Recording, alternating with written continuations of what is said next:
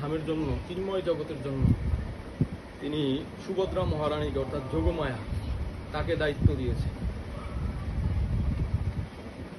দুর্গা দেবী হচ্ছেন যোগমায়ের একটা ছায়া প্রকাশ, তারই একটা অংশ।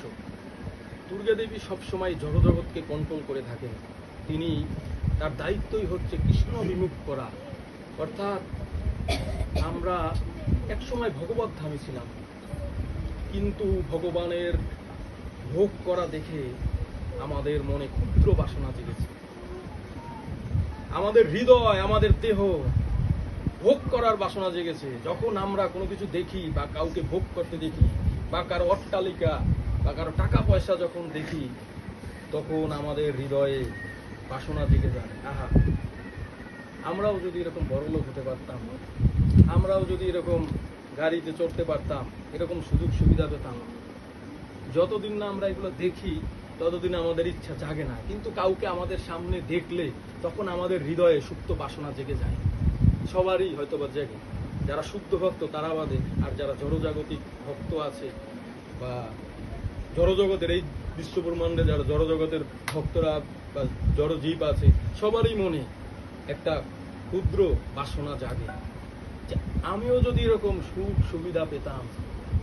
ঠিক তদ্রূপ এরকমই আমরা যখন বৈকুণ্ঠ ধামে ছিলাম, তখন ভগবানের সেবা করতে করতে আমাদের হৃদয়েও এরকম বাসনা জেগেছে।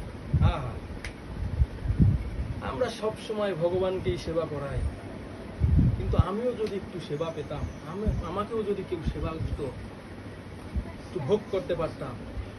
সাথে সাথে ভগবান শ্রীকৃষ্ণ বলল, তথাস্তু, তোমার মনের ইচ্ছা পূর্ণ হোক। এবং সাথে সাথে ওই জীব জড়জগতে চলে আসে। তিনি এসে অন্ন কিংবা বিভিন্ন ফসলি জমিতে খাবারের উপরে থাকে। এরপরে যখন নবদম্পতি বা পুরুষ যখন এই খাবার খায়, তখন তার মাধ্যমে যাই হোক একভাবে প্রজনন যন্ত্র হয়। এইভাবে জীব ভোগ করার জন্য এই জড়জগতে এসছে। এই জড়জগতে আসার অন্য কোনো কারণ নেই, একমাত্র এই ভোগ করার জন্য। না হলে আমরা কেন আসবো এই জড়জগতে? আমরা যেহেতু ভগবত ধামে ছিলাম। তো আমাদের বিভিন্ন মানুষের এরকম ভোগ করা দেখে আমাদের হৃদয়ে বাসনা জেগে যায়, আমরা ভোগ করতে চাই। আর আমরা যাতে দীর্ঘদিন এই ভোগ করতে পারি, এর জন্য ভগবান আমাদেরকে মায়ার দ্বারা আচ্ছাদিত করে রেখেছেন। মহামায়া দুর্গা দেবীকে আদেশ দিয়েছেন যে তুমি যাও, গিয়ে জীবদেরকে মোহিত করে রাখো। এর জন্যই দেখবেন আমরা সংসার ছেড়ে যেতে পারি না, সংসারের প্রতি একটা টান। যদি মহামায়া না থাকতো, যদি মায়া না থাকতো, তাহলে আমাদের কারোরই সংসার করতে ভালো লাগতো না, বা বিবাহ বন্ধন বা যেটাই বলেন আত্মীয় স্বজনের প্রতি যে একটা টান থাকে, এই টান থাকতো না।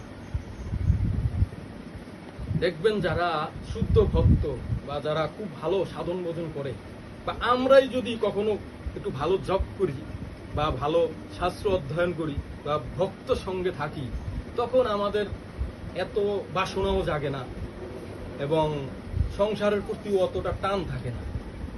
ঠিক আছে, এগুলো আমাদের বাস্তব জীবনে যদি আমরা ফলো করি তাহলেই আমরা দেখতে পাবো।